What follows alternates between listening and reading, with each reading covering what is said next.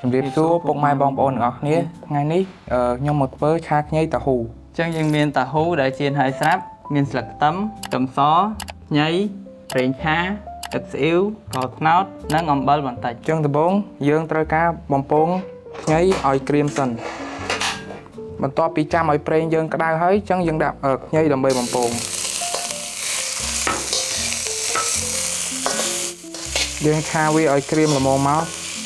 យើងចង់បានវាក្រៀមប៉ុណ្ណាយើងស្រង់វាមកអញ្ចឹងបន្ទាប់ពីខ្ញីយើងក្រៀមហើយយើងដួសវាដាក់ចានមួយឡែកសិនមកឥឡូវយើងមកឆាតាហ៊ូម្ដងអញ្ចឹងមុននឹងឆាតាហ៊ូ